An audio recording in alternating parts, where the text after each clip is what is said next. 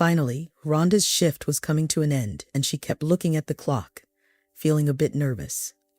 Dan was supposed to pick her up from work any minute now.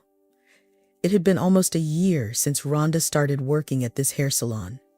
It was a place with lower prices than its competitors, and mainly staffed by beginners who needed to gain experience. After that, they could either work in a more expensive salon or start their own business. Rhonda dreamed of having her own hair salon, but given her financial situation, that was just a dream for her. A couple of years ago, all roads were open to her. After finishing school, she enrolled in an economics program. She did well in her studies, but not well enough to qualify for a scholarship. However, her mother encouraged her, saying, "Don't worry about money, your job is to study, and finances are my concern." And she took care of everything until her untimely death in a car accident. Rhonda's grief over losing her only close family member overshadowed everything.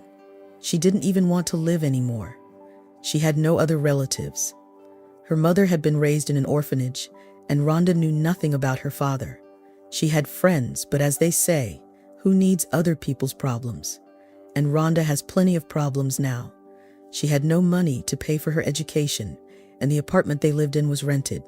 Soon the landlady came, and realizing that Rhonda couldn't pay the necessary amount, she allowed her a week to vacate the premises. Rhonda rented a room from an elderly woman and moved there. The new landlady learned about Rhonda's story and said, "I won't charge you rent for the first 6 months. You can clean the apartment for me. I'm old and it's hard for me, but you'll get on your feet soon. Find a job and start paying rent as usual."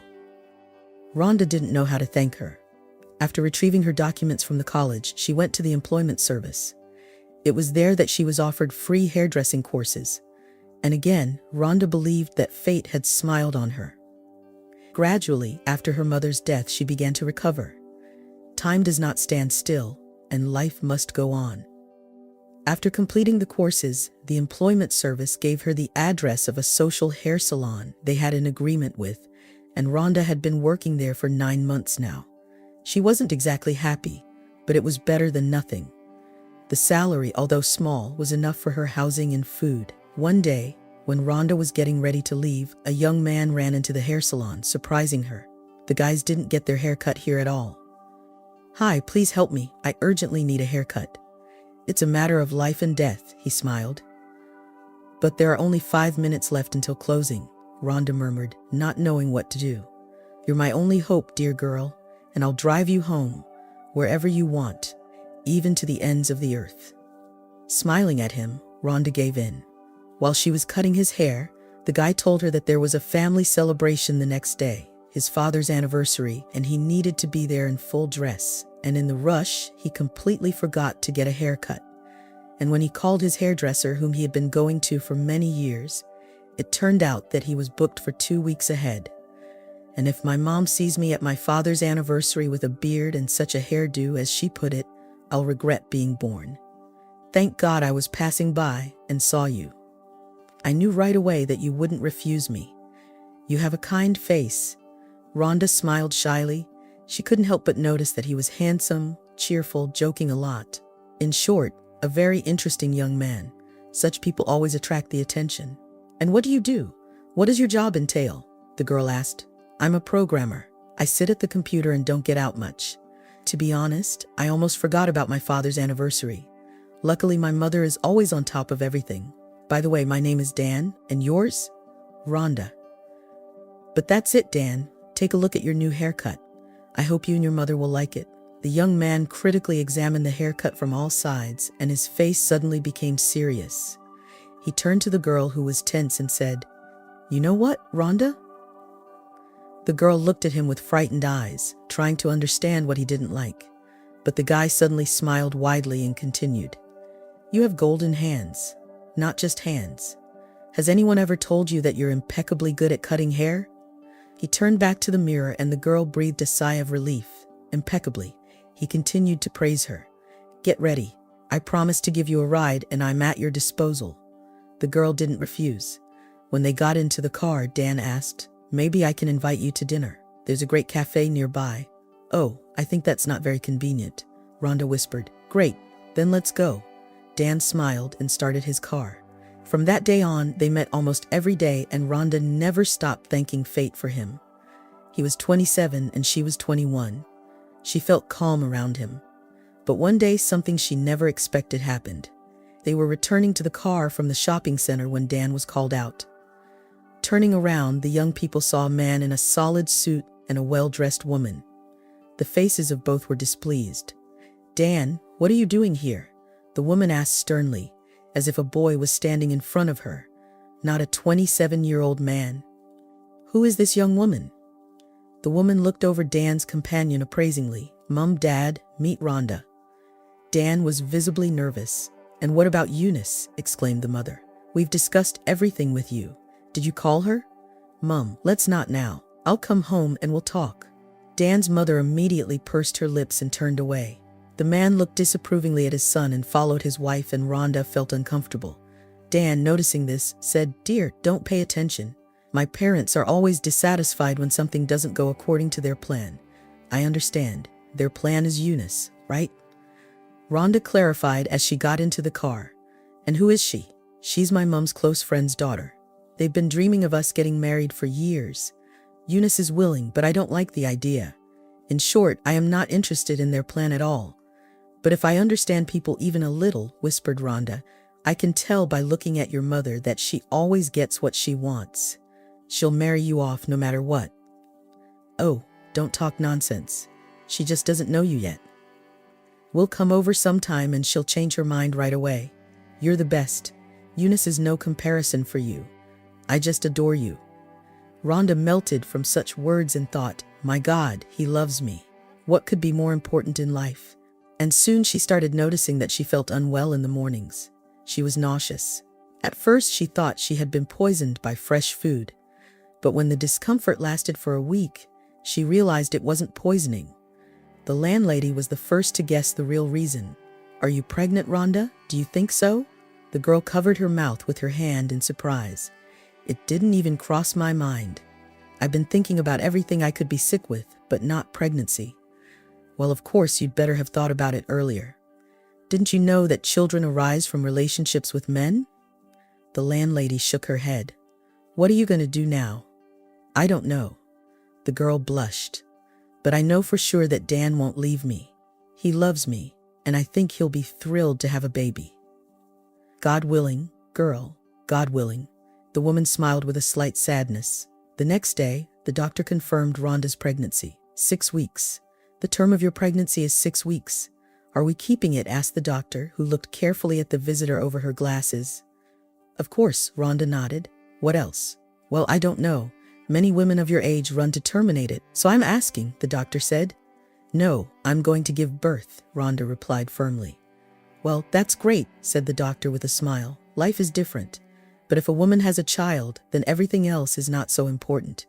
Believe me." In the evening, when she met Dan, he noticed that his girlfriend was acting somewhat mysterious. "Did something happen?" he asked. She nodded. "Well, speak up. You're intriguing me," smiled Dan, and he hugged Rhonda. "Dan, this is very important. We will soon become parents." "What?" The guy didn't understand at first what was being talked about. "Well, he's still tiny, only 6 weeks pregnant. But the doctor said that before we know it, he'll be born. Isn't that great?" She looked at him with eyes full of happiness and love, but the guy didn't know what to say. After a moment of silence, he said, "Listen, I just remembered that I have to finish something urgent. I'll take you home, okay?" "But we wanted to go to the cafe," Rhonda said, confused. "I said I have business to finish, and as for the pregnancy, think about it twice. A child is good, but not right now. I'll give you the money for the abortion, and don't expect anything more from me." "What are you saying, Dan?" Rhonda almost cried. "That's what I said. I'm getting married soon, and my wife will give birth to my child. Rhonda, let's skip the drama. It's not a tragedy for you. You'll have an abortion and move on. The time will come. You'll give birth to another child, but not from me." She didn't say another word the whole day. The girl looked out the window, swallowing tears silently. She couldn't beg him because of her pride. When she got home, she quickly got out of the car. When he called her and handed her the money, she looked at him with a hateful look and walked away. "Suit yourself," she just heard him say. They never saw each other again after that day. At home, Rhonda locked herself in her room and let her emotions out. And when she came to work the next day, another surprise awaited her. "What do you mean you're pregnant?" The salon owner looked at her with disbelief, and it didn't bode well. "And what's the due date?" 6 weeks, Rhonda muttered, staring at the floor. "My dear, did you read the employment contract when you started working here?" "Well, not carefully." Rhonda justified herself. She lied, of course. Like many, she didn't read it at all. She checked her passport details and signed, not knowing what was written in it. "Sad, but if you had read it carefully, you would know that I don't provide a job for pregnant women. And the contract says that you cannot get pregnant while working here. And in case of a violation of this clause, you will be fired. So choose. Either you do something with that problem and continue working here, or write a resignation letter. But how can that be?" Rhonda looked around in confusion. "What should I do? Aren't there any options?" The owner shook her head negatively. "Well, can I have a few days to think? Okay, let's do it. I expect you here in a week, either with the medical certificate or with a resignation letter." "Thank you," Rhonda replied and went home. Walking down the street, she couldn't hold back her tears. They kept flowing down her cheeks. A week. What can I do in a week? They won't hire a pregnant woman for a job, but I need to live on something. Maybe Dan will change his mind and help me. The girl didn't know what to do. Thank God she had a place to live. But a few days later, the landlady knocked on her door. "How are you, Rhonda? How are you feeling?" The elderly woman asked. "I came here. I didn't even know where to start. I have a son, remember? I told you he lives in a neighboring town." "So they bought a big house outside the city, and he called me yesterday and said..." The woman fell silent for a moment, seemingly choosing the right words. "Don't hesitate, Mrs. Hollick. I'm ready for anything," Rhonda encouraged her. "Well, in short, he told me to pack my things, sell the apartment, and move in with him. So you need to find a new place to live, dear." Rhonda couldn't believe her ears. It's impossible, she thought to herself. But everything can't fall apart like this all at once. It's even not a black stripe.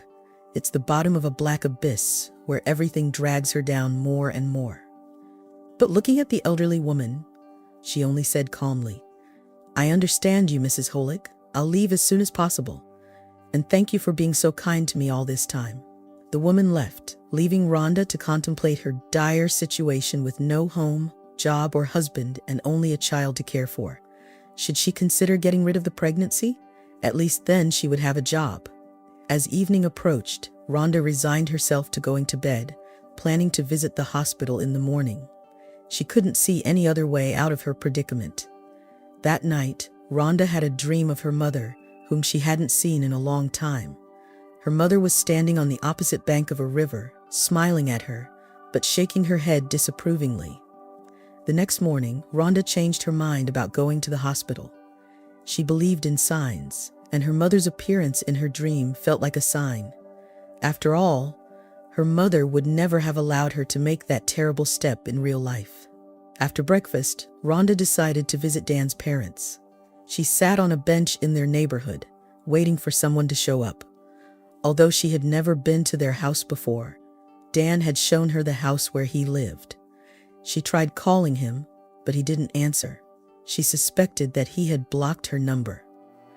While waiting, an elderly woman sat down next to Rhonda, and they struck up a conversation about the weather and other trivial topics. The old lady shared that she was waiting for her grandson. Suddenly, a car pulled up to the house and Dan's mother got out. Rhonda apologized to her companion and approached the woman she was pinning her hopes on. "Mrs. Weston," she called out to Dan's mother, just as she was about to enter the building. The woman turned around and gave Rhonda a withering look. "Mrs. Weston, I wanted to talk to you. I'm Rhonda, your son's girlfriend. You see, there's a problem. I know who you are and I know what your problem is. Dan told me everything, and let me tell you this. In 2 months, Dan is getting married. Not to you, as you understand. It won't be you who gives birth to our grandchildren. It will be Eunice. All you are capable of doing is ruining our gene pool. You were given money for an abortion, but you refused. You're proud, I see, but I'm not proud. I can make the offer again if you've changed your mind. I haven't changed my mind. And if you haven't changed your mind, then forget about coming here. You're not welcome here. Do you understand? Solve your own problems. If you come here again, you will regret being born." With that, the woman turned and went into the building. Rhonda stood in the middle of the street and didn't know what to do. It never occurred to her that people could be so cruel and arrogant. She slowly turned around and went back to the bench where the strange elderly woman was still waiting for her grandson. "Has your grandson been brought in yet?" Rhonda asked the elderly lady. "He won't be brought in. He is already walking fine on his own. And I see you didn't hit it off with Marilyn." "Oh, she's such a poison snake." Rhonda stared at the woman. "Do you know her?" "My name is Sarah Weston, and of course I know her. Marilyn Weston is my daughter-in-law. I guess my grandson got into this mess. Are you pregnant?" Rhonda nodded and absent-mindedly put her hand on her belly. Suddenly, a taxi pulled up at the house and Dan got out, helping his blonde companion out of the car, and ran towards the building. Rhonda wanted to run to him, but the elderly woman stopped her. "Don't humiliate yourself. It's useless. I know my grandson. He doesn't even say hello to me. I come here every day. I am watching him and my son, Dan's father, and that's all I have left. Marilyn, that snake turned everyone against me." "You're shivering, my dear," she said, suddenly worried and looking at Rhonda. "You're all cold. Let's go to my place. I live in the next house. We'll have some tea and warm up. You don't need to get sick now, especially in your condition. Trust an experienced pediatrician. Let's go to my place." Rhonda didn't resist. She had neither the strength nor the desire. As she looked around the house, she noticed the very high ceilings and spacious rooms. While Rhonda was looking around, Mrs. Weston was making tea with rose hips. "Sit down, dear," she said. "The tea is ready." At the table, the woman asked Rhonda what had happened to her and what she wanted from Marilyn. "That means soon I'll have a great-grandchild." Mrs. Weston smiled, having finished listening to Rhonda. "And Marilyn didn't want to admit it, did she? She just wants to take control of everything. My son was good and kind until he fell in love with her. But now all their conversations revolve around connections and money. She doesn't want to hear about anything else. My husband Thomas passed away from heart failure 10 years ago, and now Marilyn and my son are waiting for me to pass on too so they can get my house." "Why do you think they're waiting for your death?" Rhonda asked curiously. "Well, they told me so themselves." Mrs. Weston smiled sadly. "A month after my husband died, I had a heart attack and was rushed to the hospital. The doctors saved my life. While I was in the hospital, I thought my son would help me get back on my feet. But the next day I was unpleasantly surprised. He was sitting by my bed, talking to Marilyn on the phone. He thought I was asleep, so he didn't choose his words. That's how I knew my son was waiting for me to die, so he could finally have my house. The thing is that my husband and I had already given it to him a long time ago. But in the notary agreement of donation, there was a clause that my husband and I live in it for the rest of our lives.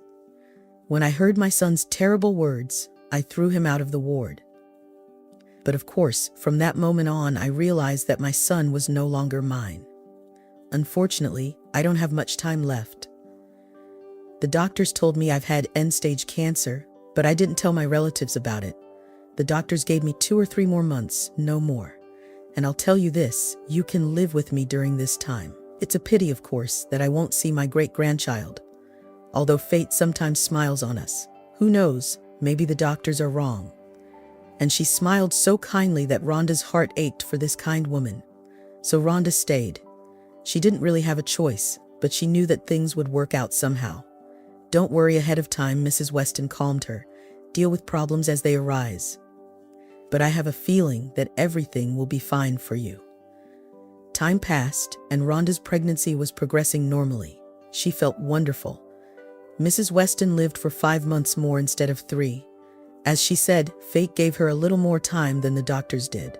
And a month before her death, she came back home and said, "Rhonda, I was at the funeral home. I paid for everything and chose a beautiful tombstone for myself. Here's the phone number. When I'm gone, call them and give them the order number. They'll take care of everything. My relatives won't bury me properly anyway. And if they do, they won't spend a lot of money, at most a wooden cross. But I'll prepare everything by myself, and I'll be lying there like a queen." Rhonda listened, her mouth open. Mrs. Weston, what are you talking about? Who orders these things while they're still alive? You should have told me. I would have done everything the way you wanted. Why go to such extremes? You won't even have time to say anything before they kick you out of here, believe me. And with you being pregnant, such hustle and bustle with the funeral is completely unnecessary. They didn't return to the subject again.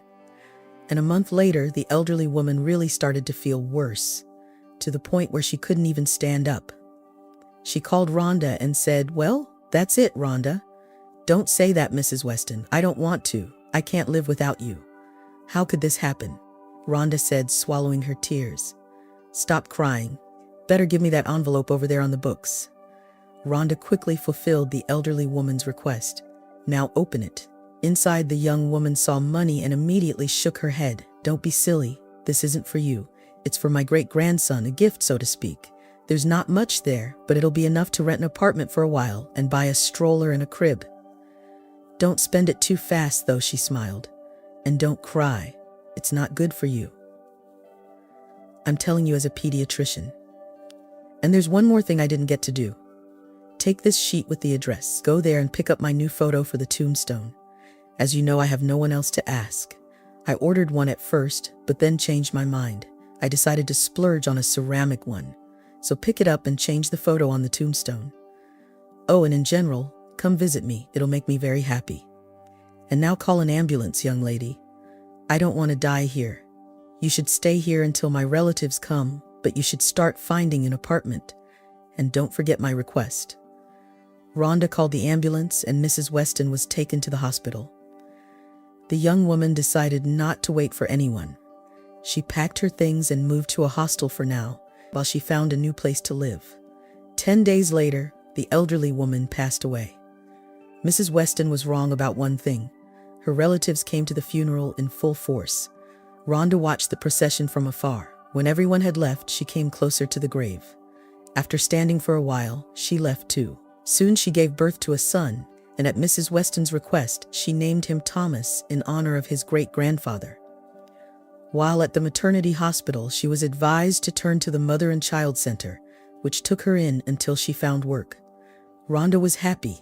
As Mrs. Weston said, problems must be dealt with as they arise. She couldn't have been happier with her son, and now fully agreed with the doctor, who had said that nothing compares to motherhood, and all problems fade into the background. A year after Mrs. Weston's death, the funeral agency manufactured and set up a tombstone. Rhonda took a photo that had been with her and went to the cemetery to fulfill the promise she made to her grandmother before her death. Armed with a screwdriver kindly provided by the cemetery guard, Rhonda easily unscrewed the old plaque. As she removed it, a several-folded sheet fell out sealed in cellophane. Rhonda unfolded it with trembling hands and, running her eyes over it, realized that it was a farewell letter. Sitting down on a bench, she began to read it through her tears. The letters instantly blurred from the tears that suddenly welled up. "My dear Rhonda, if you are reading this letter, then I am very glad that I was not mistaken about you. That means you fulfilled my request. I hope my great-grandson and you are doing well. And here's what I wanted to tell you. You must take your passport and go to the bank at the address I wrote below. Go to the head of the bank. She is waiting for you. Of course, you will have a question about the difficulties with the photo. I'll explain right away. I wanted the passions over the inheritance to subside and my relatives to calm down. They have already forgotten about you, for sure. You will be able to settle everything calmly. And if you knew what I planned, you would refuse and I would feel very uncomfortable. And now I no longer care. I hope you'll keep visiting my grave because there is no one else for me. Be happy, girl." Upon arriving at the bank, Rhonda was in shock. The head of the bank told her that shortly before her death, Mrs. Weston had opened an account in her name and transferred all her savings there. And this was a very decent sum of money. All this belonged to Rhonda. The young woman couldn't believe what was happening. Soon, she bought a small apartment, furnished it with what was left, and opened her own hair salon, as she had always dreamed of. She had many clients because during her pregnancy, she did not lose her talent. Everyone praised her, calling her hands golden. However, she treated men with great caution and decided to raise her son alone. But fate had its own plans. When Thomas turned 5, a wonderful man came into her life, who was also raising a son. Andrew was a widower. He came to get a haircut, then brought his son. Soon, they discovered that their children went to the same kindergarten. One day, the man invited Rhonda to take a walk with their children, and she did not refuse. A year later, they got married. When the children were 7 years old, the family was walking in a shopping center, and Rhonda was called out by a woman's voice. Turning around, she saw Mrs. Weston. "Hello, Rhonda. You look great. I see everything is going well for you. Which one of them is my grandson?" "You're mistaken, Mrs. Weston," Rhonda said in a cold tone. "Your grandson is not here. Do you remember what they told me then? So I'll remind you. Eunice will give birth to your grandson, and I will only spoil your previous gene pool." Understand, Rhonda, it was a difficult time then. The woman began to justify herself. "I didn't know that Eunice was not planning to give birth. They have already been divorced for a long time. You must understand me as a woman. By the way, Dan has not been lucky with women until now. He married 3 times. All of them were the wrong ones. You know what, Mrs. Weston, everyone gets what they deserve." Rhonda smiled, "And you got it in full. Children, let's go. Your grandparents are already waiting for you." The young family left, and Mrs. Weston remained standing, tightly clenching her lips to keep from bursting into tears.